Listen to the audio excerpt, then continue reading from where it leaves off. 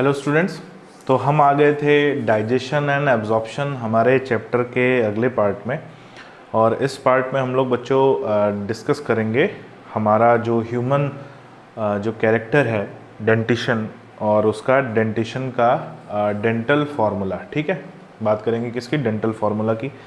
तो dental formula जानने से पहले हम लोग समझते हैं कि डेंटल फार्मूला है क्या, और ये किस तरह का फार्मूला है और कैसे इसको रिप्रेजेंट किया जाता है। ठीक है, सो डेंटल फार्मूला है क्या? It is exactly a representation of types and numbering of teeth in jaw में जो टीथ पाए जाते हैं उन टीथ का रिप्रेजेंटेशन है, उनके नंबरिंग और उनके शेप के अकॉर्डिंग। ठीक है, चाहे वो अपर जॉ हो या लोअर जॉ हो।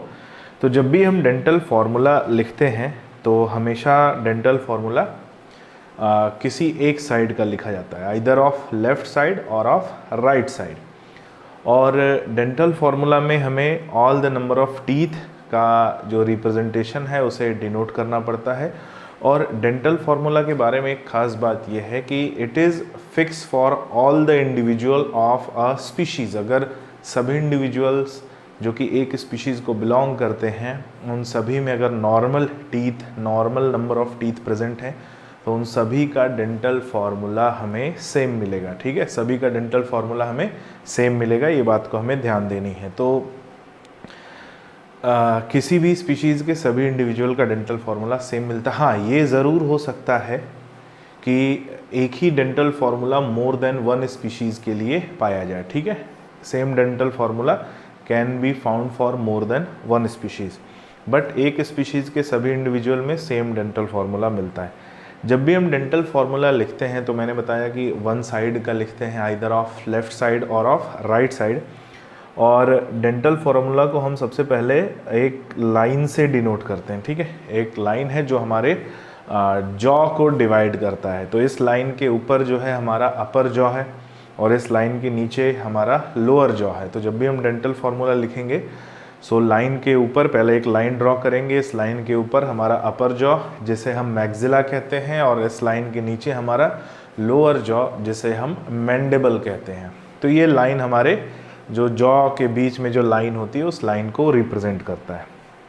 अब हम वन साइड के टीथ लिखने हैं हमें, तो हम क्या करेंगे? नंबर ऑफ इंसीजर पहले लिखेंगे, फिर नंबर ऑफ कैनाइन लिखेंगे, फिर number of premolar and number of molar. ठीक है, तो ये कहाँ का पहले लिखेंगे? अपर जॉ का। तो number of incisor, number of canine, number of premolar and number of molar हम लिखेंगे अपर जॉ का। और यही सीक्वेंस हम लोअर जॉ का भी लिखेंगे, number of incisor, number of canine, number of premolar and number of molar. और इसको हम क्या करेंगे? इंटू 2 से मल्टीप्लाई कर देंगे, तो हमारा क्या हो जाएगा? ये डबल साइड, दोनों साइड का टीथ हो जाएगा। और ये होगा क्या? Total number of teeth. ये क्या आ जाएगा? Total number of teeth. ठीक है, ये टोटल नंबर ऑफ टीथ हमारा रिप्रेजेंट करेगा number of incisor, canine, premolar and molar upon incisor, canine, premolar and molar into 2। तो जब हम इस डेंटल फार्मूला में अपने टीथ की नंबरिंग को रखते हैं तो सबसे पहले मिल्क डेंटिशन की बात करते हैं। नीचे वाला जो है प्राइमरी डेंटिशन, सबसे पहले मिल्क डेंटिशन की बात करेंगे। सो इसमें अपर जॉ में इंसीजर मिलते हैं 2, कैनाइन मिलते हैं 1, प्रीमोलर हमें एक भी नहीं मिलता है, तो ये स्टार लगा के रखना है। ठीक है, और मोलर हमें 2 मिलते हैं, तो ये भी हमें मार्क करना है। ठीक है, ये भी हमें मार्क करना है कि 2 मोलर मिलते हैं अपर जॉ में। और ऐसा ही हमें मिलता है लोअर जॉ में, तो इसका डेंटल फार्मूला हो जाता है 2102 अपॉन 2102 इंटू 2 बराबर आ जाएगा 20। तो ये हमारा टोटल नंबर ऑफ टीथ आ जाता है 20। याद रहेगा आपको, 2102 अपॉन 2102।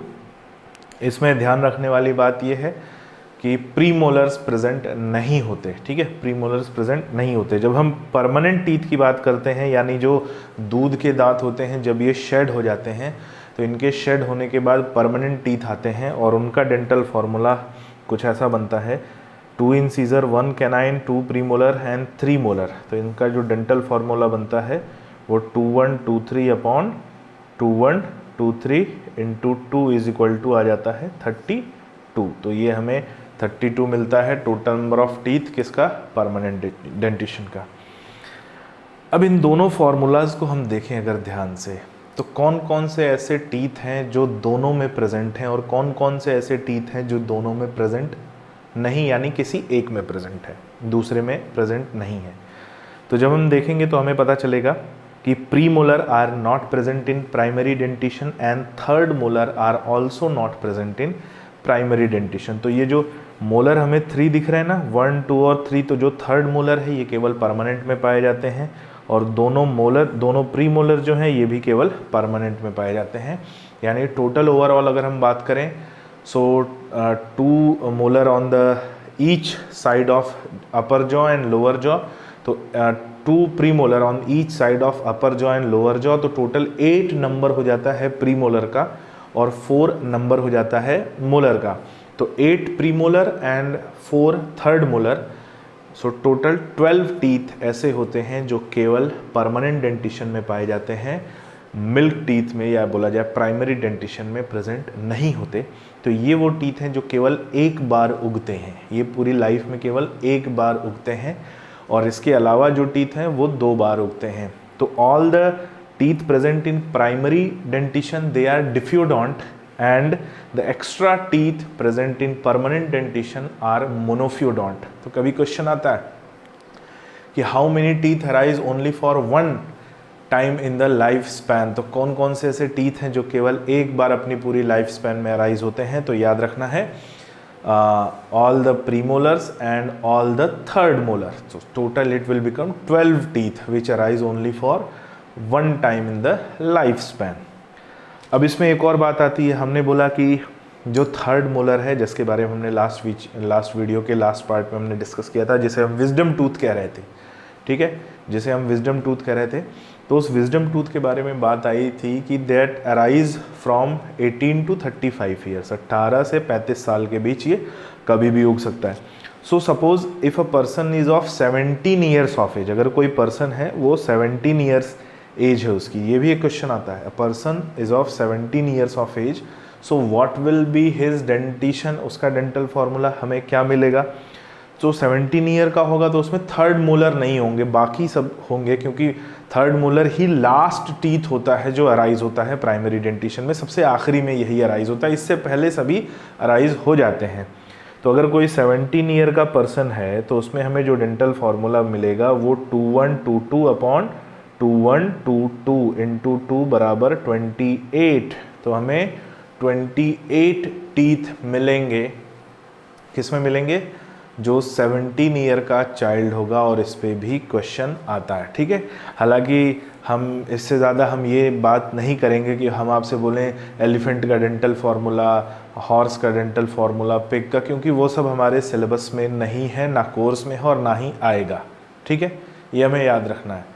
लेकिन याद ये रखना है कि हम अगर थोड़ा सा interesting, just as a interest point of view से, ऐसा ज़रूरी नहीं कि हम जाने, इंटरेस्ट पॉइंट ऑफ व्यू से जो हम बात करते हैं एलिफेंट की, ठीक है, एलिफेंट ये हमारे सिलेबस में नहीं है, ना ही ये पूछेगा, बस हम इंटरेस्ट पॉइंट ऑफ व्यू से आपको बता रहे हैं कि जब हम बात करते हैं एलिफेंट की, तो एलिफेंट की वो टस्क हमारे सामने उनकी नज़र आती है टीथ को लेकर, ठीक है। तो ये जो एलिफेंट के टस्क होते हैं, these are the incisors of upper jaw, ये अपर जॉ के इंसीजर्स होते हैं और ये उनके दिखाने वाले दांत होते हैं। तो उनमें केवल ये 2 इंसीजर पाए जाते हैं और इसके अलावा मोलर पाए जाते हैं, ठीक है। सो उनके चबाने वाले दांत मोलर होते हैं, केवल और केवल मोलर होते हैं, और जो दिखाने वाले दांत होते हैं वो इंसीजर्स होते हैं। इस बात को हमें याद रखना है, दे आर एक्चुअली टस्क। तो ये हो गया डेंटल फार्मूले के बारे में, डेंटल फार्मूला ह्यूमन का, और ह्यूमन का अलग अलग एज में हमें ये डेंटल फार्मूला मिलता है। सो नेक्स्ट आते हैं हम डेंटल फार्मूला से आगे फेरिंग्स और ईसोफेगस के बारे में, ठीक है। किसके बारे में, फेरिंग्स और ईसोफेगस के बारे में। और फेरिंग्स और ईसोफेगस की बात करेंगे तो फेरिंग्स हमारा जो बकल कैविटी है, बकल कैविटी के बाद जो पोस्टीरियर पार्ट हमें मिलता है, ठीक है, पोस्टीरियर पार्ट एक पैसेज मिलता है जो फूड और वाटर और एयर के पैसेज के लिए पाया जाता है, उसको पास होने के लिए एक पैसेज पाया जाता है जिसे हम फेरिंग्स बोलते हैं। So pharynx is a common passage for digestive and respiratory system. ये डाइजेस्टिव और रेस्पिरेटरी सिस्टम के लिए एक कॉमन पैसेज है। And when food material passes through the pharynx then epiglottis closes the glottis and prevent entry of food into trachea. तो pharynx के जो posterior reason की हम बात करेंगे, पीछे की तरफ, तो फेरिंग्स में हमें जो है पोस्टीरियर साइड में हमें विंड पाइप भी मिलती है और हमें फूड पाइप भी मिलती है। विंड पाइप मतलब ट्रैकिया और फूड पाइप मतलब ईसोफेगस, दोनों मिलती हैं। आगे जो है विंड पाइप होती है, पीछे जो है फूड पाइप होती है, तो दोनों पाइप्स जो है प्रेजेंट होती हैं। अब होता क्या है कि जब हम कुछ खाएंगे या कुछ पिएंगे या जब हम ब्रीद इन करेंगे तो एयर को जाना चाहिए कहाँ पर, विंड पाइप में, और फूड और वाटर को जाना चाहिए कहाँ, फूड पाइप में।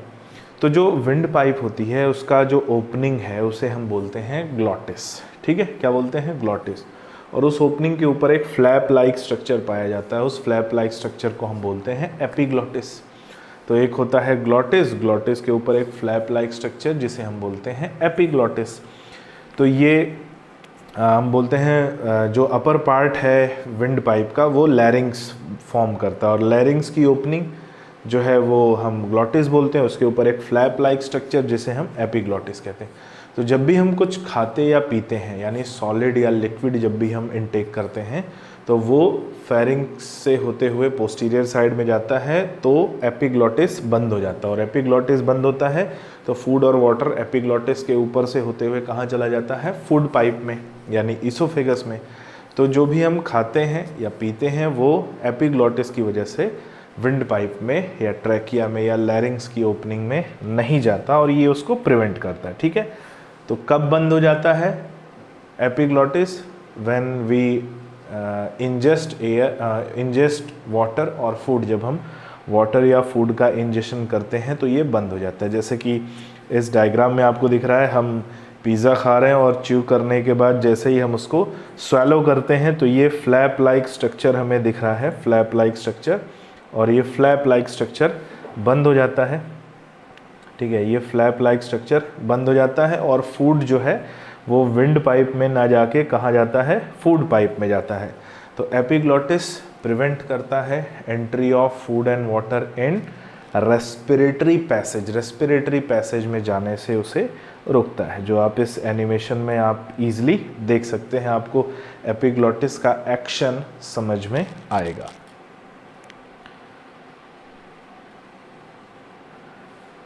नेक्स्ट आता है ईसोफेगस।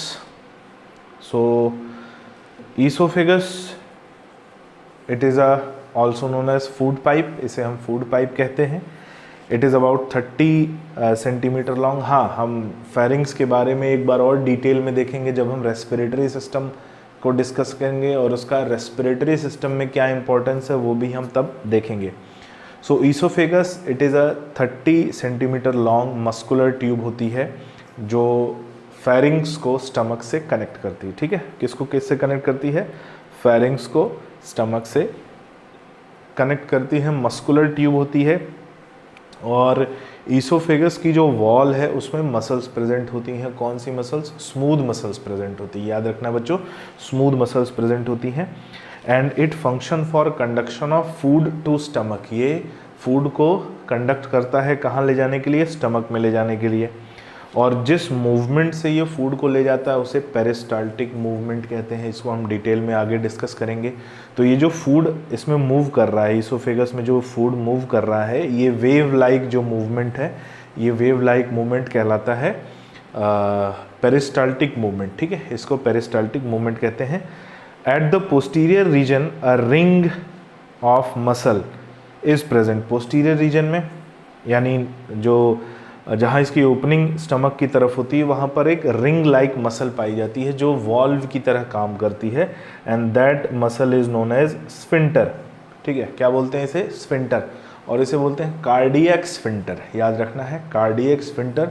तो कार्डियक स्फिंटर वो मसल लाइक जो है वॉल्व लाइक मसल होती है, रिंग जैसी मसल होती है, जो ईसोफेगस या फूड पाइप से आने वाले फूड की एंट्री को रेगुलेट करता है। जब ये वॉल्व या स्फिंक्टर ओपन होता है तभी फूड ईसोफेगस से स्टमक में जाता है, और अगर गया तो ये क्लोज हो जाता है, जिससे स्टमक से वो फूड वापस ईसोफेगस में ना आए। So it control the opening of oesophagus into stomach. ये ईसोफेगस की ओपनिंग को स्टमक में जाने से कंट्रोल करता है कि जो फूड जा रहा है यहाँ पे, that is regulated by cardiac sphincter. तो ये नाम याद रखना, cardiac sphincter which is present where esophagus opens in stomach.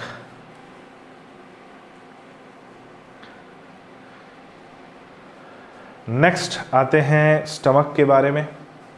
अच्छा, ईसोफेगस के बारे में एक और पॉइंट आ रहा था, मैं एनसीईआरटी में ये लिखा हुआ है, इस पॉइंट की हम बात कर लें। तो ईसोफेगस के अगर हम अपर पोर्शन की बात करें, अपर 1/3 पोर्शन ऑफ ईसोफेगस, तो वहाँ पर स्ट्रेटेड मसल्स यानी वॉलेंट्री मसल्स प्रेजेंट होती हैं, स्ट्रेटेड मसल जिनकी हेल्प से हम स्वेलो करते हैं, ठीक है। और लोअर जो 1/3 है वहाँ पर स्मूथ मसल्स प्रेजेंट होती हैं या इनवॉलेंट्री मसल्स प्रेजेंट होती हैं, और बीच का जो 1/3 पार्ट है वहाँ पर मिक्स्ड मसल्स प्रेजेंट होती हैं, ठीक है।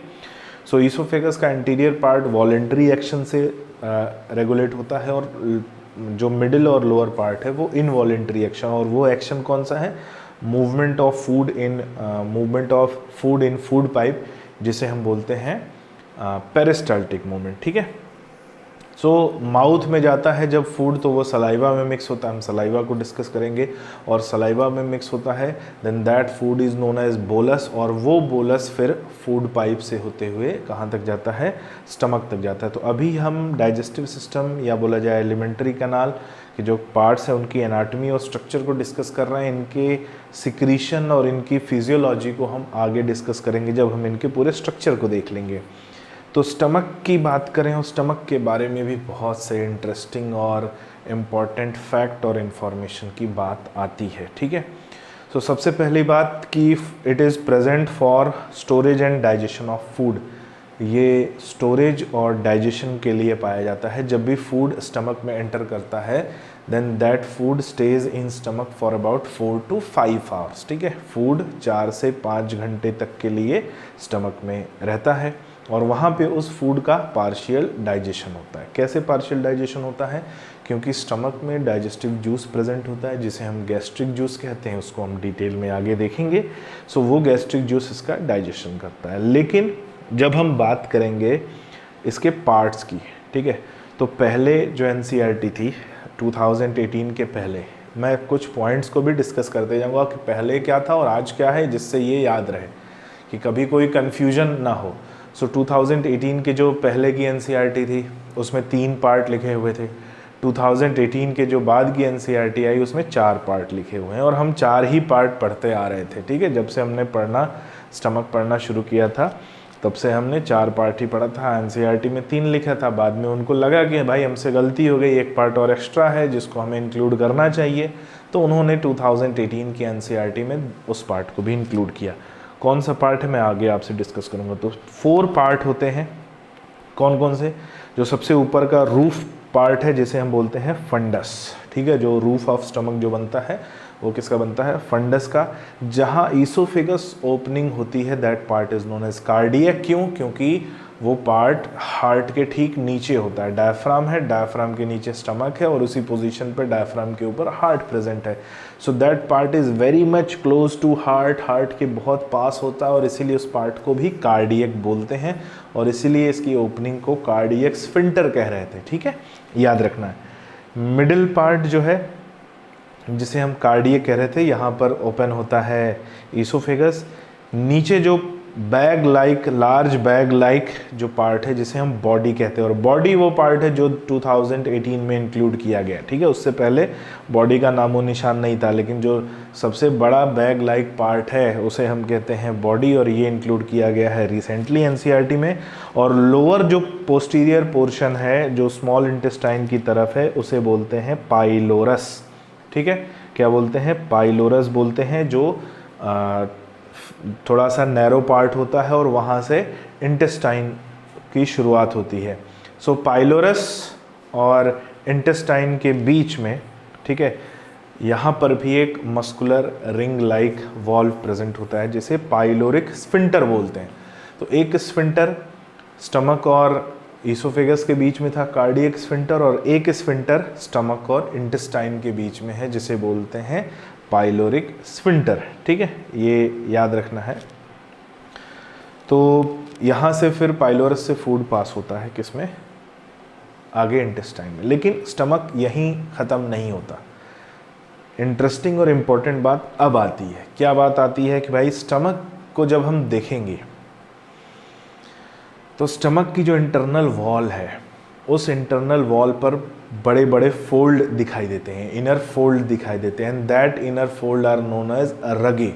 ठीक है, तो जो इनर फोल्ड हमें स्टमक की वॉल पर दिखाई देते हैं उन इनर फोल्ड्स को हम रगे कहते हैं। ठीक है, ये एक पॉइंट है। दूसरा पॉइंट क्या है भाई, हमारी पूरी एलिमेंट्री कैनाल में पेरिस्टाल्टिक मूवमेंट होता है जिससे फूड फर्दर आगे पास होता है। लेकिन स्टमक में पेरिस्टाल्टिक मूवमेंट ना होकर एक दूसरा मूवमेंट होता है जिसे बोलते हैं चर्निंग मूवमेंट। और ऐसा क्यों होता है, क्योंकि स्टमक में जो मसल्स होती हैं वो 3 लेयर्स प्रेजेंट होती हैं। कितनी? 3 लेयर्स प्रेजेंट होती हैं। जनरली पूरे एलिमेंट्री कैनाल में 2 लेयर्स होती हैं, स्टमक में 3 लेयर होती हैं। तो 2 लेयर कौन सी हो गई जो पूरे एलिमेंट्री कैनाल में है? Circular muscle and longitudinal muscle की 2 लेयर। स्टमक में एक एडिशनल लेयर ऑब्लिक मसल होती है और ऑब्लिक मसल केवल और केवल स्टमक में पाई जाती है और इसकी वजह से स्टमक में पेरिस्टाल्टिक मूवमेंट ना होकर एक एडिशनल थोड़ा सा अलग टाइप का मूवमेंट होता है जिसे बोलते हैं churning movement. And this churning movement help in crushing of food. ये फूड को छोटे छोटे पीसेज में ब्रेक करने में हेल्प करता है चर्निंग मूवमेंट। याद रखना है इसको। ठीक है, तो स्टमक के बारे में ये बात हो गई। स्टमक की वॉल में याद रखना, स्टमक की वॉल में गैस्ट्रिक ग्लैंड्स पाई जाती हैं जो ब्रांच ट्यूबुलर ग्लैंड्स होती हैं। नोट करते चलो, branch tubular glands present in wall of stomach that secrete gastric juice, जो गैस्ट्रिक जूस सिक्रीट करती हैं। और गैस्ट्रिक जूस वो डाइजेस्टिव जूस है जो स्टमक में सिक्रीट होगा और फूड के पार्शियल डाइजेशन में एक्ट करेगा, जिसको हम आगे डिस्कस करेंगे। ठीक है, so pyloric stomach lead to small intestine by opening, जिसे हम पाइलोरस बोलते हैं। और वहाँ पर भी एक रिंग लाइक स्ट्रक्चर उसे रिंग लाइक मस्कुलर स्ट्रक्चर उसे गार्ड करता है जो मस्कुलर वॉल्व की तरह एक्ट करता है, जिसे हम पाइलोरिक स्फिंक्टर कहते हैं। और साथ ही inner wall of stomach bear longitudinal folds जिन्हें हम रगे कहते हैं। तो यहाँ पर हमें जो स्टमक की इनर वॉल पे इरेगुलरिटी दिख रही है, दिस इरेगुलरिटी इज रगे। नेक्स्ट आते हैं स्मॉल इंटेस्टाइन पर। हम थोड़ा सा इनको देखते हुए चल रहे हैं। एक एक इसके पार्ट हैं, कंपोनेंट है और उनकी फंक्शनलिटी को हम एक साथ कोलैबोरेट भी करेंगे जहाँ पर ज़रूरत पड़ेगी। So small intestine it is the longest part of alimentary canal. नाम है स्मॉल लेकिन है सबसे लंबा। कितना लंबा भाई? Approx 7 metre long. तो 7 मीटर तक ये लॉन्ग पाया जाता है और इसका डायमीटर जो है वो 2.5 सेंटीमीटर का होता है और इसीलिए इसे स्मॉल इंटेस्टाइन कहते हैं। तो स्मॉल इंटेस्टाइन जो नाम पड़ा है, that name was decided on the basis of its diameter, उसके डायमीटर की वजह से। And it is the longest part of gut या longest part of alimentary canal. इसके 3 पार्ट होते हैं। ठीक है, इसके 3 पार्ट होते हैं। जो सबसे पहला है डुओडेनम। ठीक है, सबसे पहला पार्ट है डुओडेनम, यानी स्टमक का जो पाइलोरस था उसके बाद डुओडेनम पाया जाता है। ठीक है, अब ये जो डुओडेनम है आप देखोगे कि इसके बारे में लिखा हुआ है it is the C shape part of small intestine. अब यहाँ पर भी एक पॉइंट पे वेरिएशन आता है कि एनसीईआरटी में इस सी को पहले यू शेप लिखा हुआ था और 2018 की एनसीईआरटी में से सी शेप कर दिया है। और स्टमक के शेप के बारे में भी एक पॉइंट लिखा हुआ है, इट इज़ जे शेप। तो स्टमक के शेप को जे शेप बोला गया है और डुओडेनम के शेप को यू शेप ना होकर सी शेप बोला गया। ठीक है, पहले ये यू शेप लिखा रहता था, अब ये सी शेप लिखा हुआ है। So it is C shape first part होता है जिसका लेंथ लगभग 11 to 12 इंचेस यानी लगभग 1 फीट के बराबर होता है। उसके बाद का पार्ट जेजुनम कहलाता है, उसके बाद का पार्ट इलियम। तो ये 3 पार्ट होते हैं स्मॉल इंटेस्टाइन के। जो सबसे एंटीरियर पार्ट स्टमक की तरफ होता है उसे हम डुओडेनम कहते हैं, ठीक है। डुओडेनम की खास बात क्या है, कैसे पहचानेंगे कि हम डुओडेनम की बात कर रहे हैं। सो डुओडेनम की जो वॉल है, ठीक है, उसकी वॉल में सब म्यूकोजा लेयर होती है। क्या होती है ये लेयर, हम आगे डिस्कस करेंगे। सो वॉल में सब म्यूकोजा लेयर में ब्रूनर्स ग्लैंड प्रेजेंट होते हैं। याद रखना, Brunner's gland, they are present only and only in duodenum. तो डुओडेनम में ब्रूनर्स ग्लैंड का पाया जाना ही उसका कैरेक्टर है कि जहाँ तक ब्रूनर्स ग्लैंड प्रेजेंट होती हैं वहाँ तक के पार्ट को हम डुओडेनम कहते हैं, ठीक है। इसको हम आगे डिस्कस करेंगे। इंटेस्टाइन की इनर वॉल को जब हम देखेंगे तो हमें उसमें छोटे छोटे बहुत सारे फोल्ड दिखेंगे, ठीक है, बहुत सारे फोल्ड। कुछ ऐसे फोल्ड होंगे जो मल्टी सेलुलर फोल्ड होते हैं और इन्हें फोल्ड को हम विलाई कहते हैं, ठीक है। इन फोल्ड्स को हम क्या बोलते हैं, विलाई। तो विलाई हमें फिंगर लाइक हमें इनर स्मॉल फोल्ड दिखते हैं जिन्हें हम विलाई कहा जाता है। ये विलाई क्या करते हैं, ये इंटेस्टाइन के या बोला जाए एलिमेंट्री कैनाल के इनर सरफेस एरिया को बढ़ाते हैं, ठीक है। इनर सरफेस एरिया को बढ़ाएंगे, उससे क्या होगा, इनर सरफेस एरिया बढ़ेगा, एफिशिएंसी बढ़ेगी किसकी, डाइजेशन की और एब्जॉर्प्शन की। डाइजेशन और एब्जॉर्प्शन की एफिशिएंसी बढ़ती है। सो सरफेस एरिया को बढ़ाना।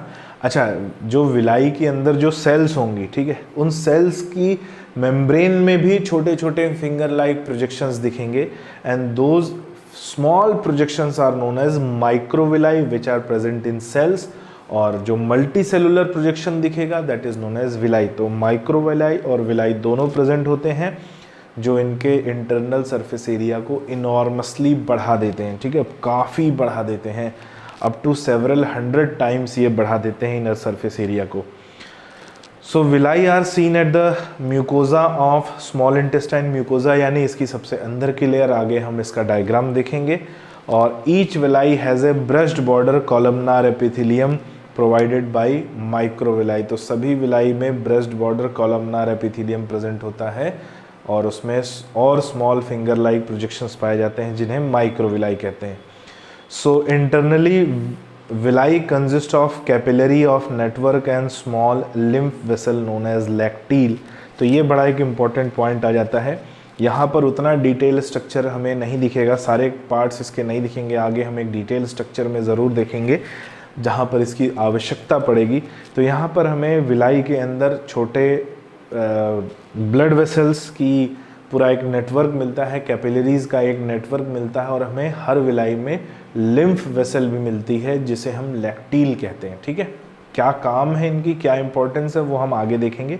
तो अभी हमें बस ये देखना है कि इसके इंटरनल सरफेस पर फिंगर लाइक प्रोजेक्शंस विलाई होते हैं और वो विलाई सरफेस एरिया को बढ़ाते हैं and network of capillaries are present inside villi and also a lymphatic vessel known as लैक्टील।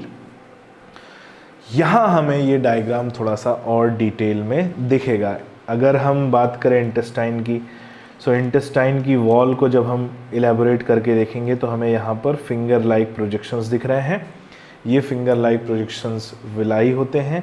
इनकी सेल्स को जब हम देखेंगे तो इनकी सेल्स पे हमें छोटे माइक्रोस्कोपिक फिंगर लाइक प्रोजेक्शंस दिख रहे हैं जिन्हें माइक्रोविलाई कहा जाता है। ये सरफेस एरिया को फर्दर बढ़ाते हैं और विलाई के अंदर हमें नेटवर्क ऑफ कैपिलरीज दिख रहा है जो ब्लू और रेड कलर की। तो रेड कलर जो है ऑक्सीजनेटेड ब्लड कैरी कर रही है और ब्लू कलर जो है डीऑक्सीजनेटेड ब्लड कैरी कर रही है और इनके बीच में एक येलो कलर की हमें लिम्फेटिक वेसल दिख रही है जिसे हम कहते हैं लैक्टील। तो इन दोनों की अलग अलग इम्पोर्टेंस है, दोनों का अलग अलग महत्व है न्यूट्रिशन पॉइंट ऑफ व्यू से, एब्जॉर्प्शन पॉइंट ऑफ व्यू से, जिसको हम आगे डिस्कस करेंगे, ठीक है।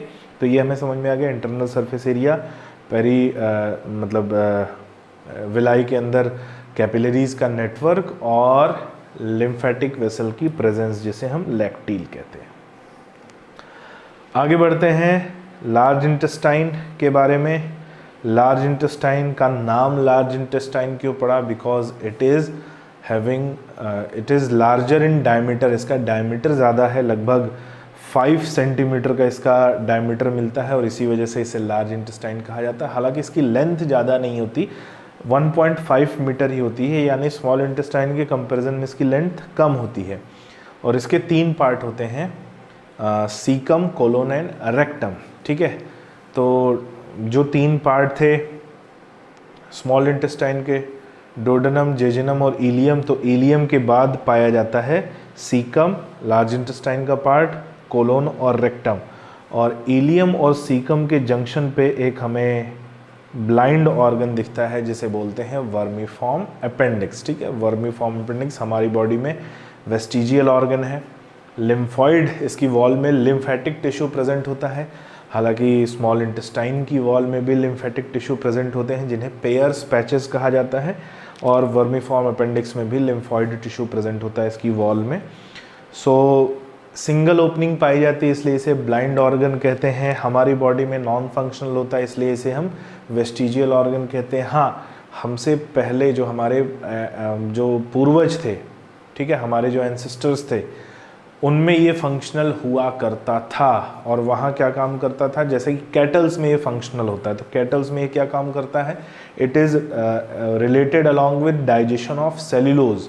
तो सेल्यूलोज के डाइजेशन और एब्जॉर्प्शन से रिलेटेड है। हमारी बॉडी में सेल्यूलोज का डाइजेशन होता नहीं, तो इसका फंक्शन हमारी बॉडी में दिखाई देता नहीं, और दिखाई नहीं देता तो हमारे लिए ये वेस्टिजियल ऑर्गन है। हालांकि सिंगल ओपनिंग वाले ऑर्गन को हम ब्लाइंड ऑर्गन कहते हैं, तो इसे भी हम ब्लाइंड ऑर्गन कहते हैं। ठीक है, हमने एनिमल डाइवर्सिटी में पढ़ा है, सिंगल ओपनिंग को ब्लाइंड सैक बॉडी प्लान हमें देखने को मिलता है। यहाँ पर जो सिंगल ओपनिंग वाले ऑर्गन है उसे ब्लाइंड ऑर्गन कह रहे हैं। ये कुछ वैसा ही रिलेटेड है।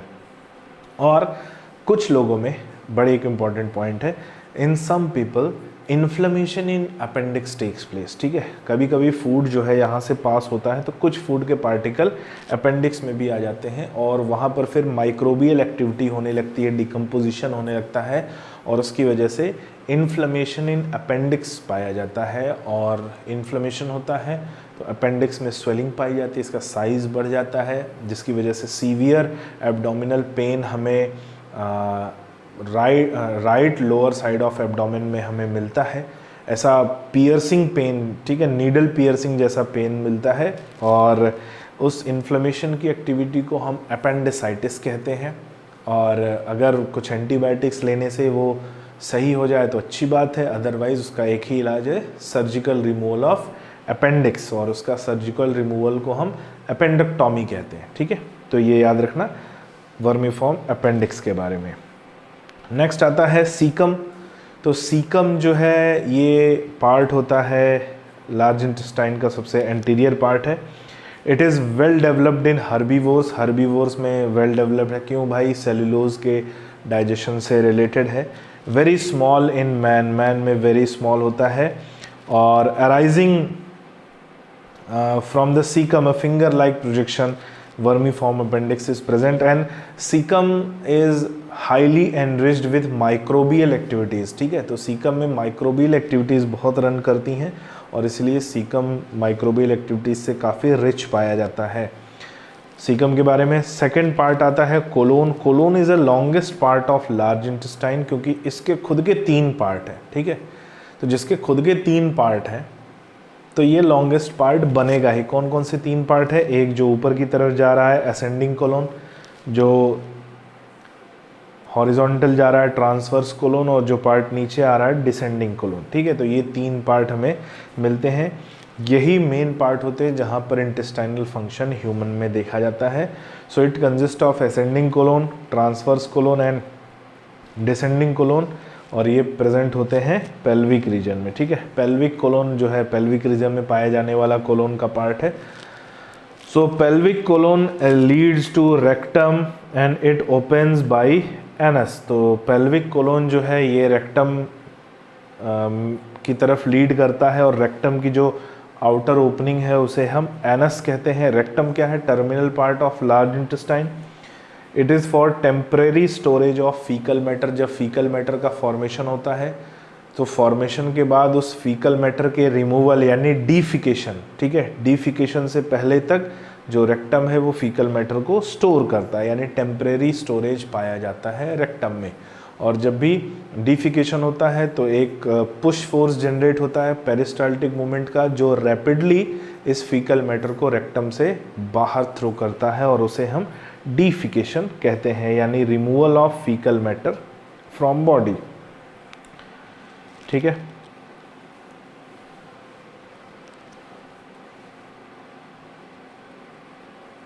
कुछ इंफॉर्मेशन किसके बारे में,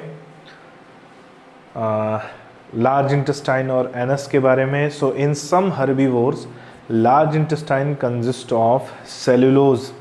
तो कुछ हर्बीवोर्स में लार्ज इंटेस्टाइन रिलेटेड है सेलुलोज के डाइजेशन से, और उसके लिए सेलुलोज डाइजेस्ट करने वाले बैक्टीरियाज पाए जाते हैं।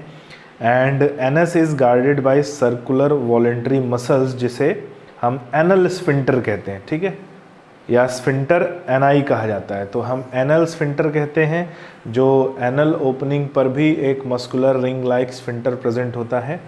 एक और बात आती है, जो कोलोन या बोला जाए लार्ज इंटेस्टाइन की बात कर रहे हैं, तो लार्ज इंटेस्टाइन में ये जो माइक्रोब्स प्रेजेंट होते हैं, ठीक है, these microbes are flora and fauna of body. ये हमारी बॉडी का कल्चर होते हैं, हमारी बॉडी का फ्लोरा और फौना होता है।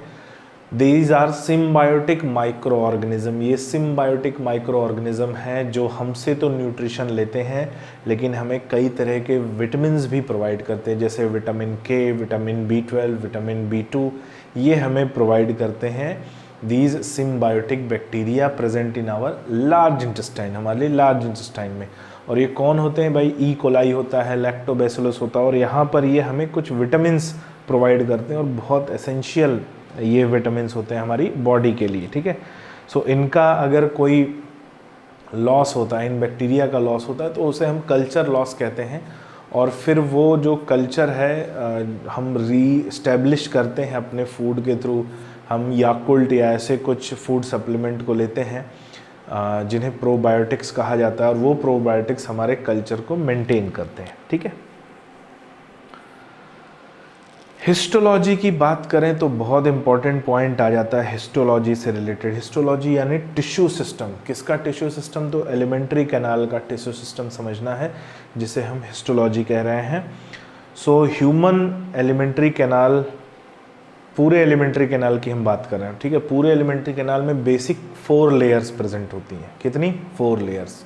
हाँ, कुछ कुछ पार्ट में अलग अलग लेयर्स में अलग अलग मॉडिफिकेशन पाया जाता है, depending upon the requirement of the part. उस पार्ट के रिक्वायरमेंट के अकॉर्डिंग उसमें मॉडिफिकेशन पाया जाता है, लेकिन बेसिक यही 4 लेयर होती हैं। सबसे इनर म्यूकोजल लेयर, उसके बाहर सब म्यूकोजल, उसके बाहर मस्कुलरिस म्यूकोजा, और सबसे बाहर सिरोसा। ये 4 लेयर होती हैं, याद रखना है। तो सबसे अंदर म्यूकोजा, उसके बाहर सब म्यूकोजा, उसके बाहर मस्कुलरिस म्यूकोजा, और सबसे बाहर सिरोसा। 4 लेयर याद रखना है। इनकी इंपॉर्टेंस क्या है, म्यूकोजल जो इनर मोस्ट लेयर है, इसी में वो फिंगर लाइक प्रोजेक्शंस विलाई पाए जाते हैं। यही वो लेयर है जिसमें मैक्सिमम ग्लैंड्स प्रेजेंट होती हैं जो सिक्रीशन करती हैं म्यूकस का, और इसीलिए इसका नाम म्यूकोजा पड़ा है। देखेंगे हम क्या इसका फंक्शन होता है। So mucosa is the inner most moist epithelial layer. Certain secretory and absorptive cells, तो इसमें सिक्रीशन करने वाली भी सेल्स होती हैं और एब्जॉर्प्शन करने वाली भी सेल्स होती हैं। दूसरी लेयर जो है सब mucosa, it is soft connective tissue layer just outside mucosa. Mucosa के ठीक बाहर जो दूसरी लेयर होती है उसे सब म्यूकोजा बोलते हैं। It consist of nerves and blood vessels are present, तो इसमें नर्व्स और ब्लड वेसल्स प्रेजेंट होती हैं, यानी कैपिलरीज का नेटवर्क पाया जाता है। थर्ड आता है मस्कुलरिस म्यूकोजा, जिसे हम मस्कुलरिस एक्सटर्ना भी कहते हैं। अब मस्कुलरिस म्यूकोजा में स्मूथ मसल्स प्रेजेंट होती हैं, और स्मूथ मसल्स का सीक्वेंस याद रखना, इनर सर्कुलर, आउटर लॉन्गिट्यूडनल। अंदर सर्कुलर मसल होती है, बाहर लॉन्गिट्यूडनल मसल होती है। तो ये सीक्वेंस याद रखना, इनर सर्कुलर, आउटर लॉन्गिट्यूडनल दोनों मिलके मस्कुलरिस म्यूकोजा बनती हैं। और सबसे बाहर जो है एक आउटर मोस्ट फाइब्रस लेयर जिसे हम सिरोसा कहते हैं। तो ये हमें सीक्वेंस मिलता है किसका, ह्यूमन गट की हिस्टोलॉजी का। तो इनर म्यूकोजा, उसके बाहर सब म्यूकोजा, उसके बाहर मस्कुलरिस म्यूकोजा, और सबसे बाहर सिरोसा लेयर मिलती है। ठीक है, तो इस वीडियो में बच्चों इतना ही। जो हमारी एलिमेंट्री कैनाल की एनाटॉमी और उसकी हिस्टोलॉजी को हमने डिस्कस किया। हमने बताया कि भाई ओवरऑल जो पूरा एलिमेंट्री कैनाल उसमें यही चारों लेयर्स मिलती हैं। नेक्स्ट हम लोग बढ़ेंगे डाइजेस्टिव ग्लैंड, लेकिन इसको हम स्टार्ट करेंगे अपने नेक्स्ट वीडियो में। तो डाइजेस्टिव ग्लैंड्स बॉडी में कौन कौन सी है, कैसा ये सिक्रीशन परफॉर्म करती हैं और इनके सिक्रीशन के क्या एक्शन हमारी बॉडी में पाए जाते हैं, जिससे रिलेटेड होता है न्यूट्रिशन और एब्जॉर्प्शन। तो वो हम देखेंगे हमारे नेक्स्ट पार्ट में। तो मिलते हैं बच्चों, तब तक के लिए good bye, take care and thank you.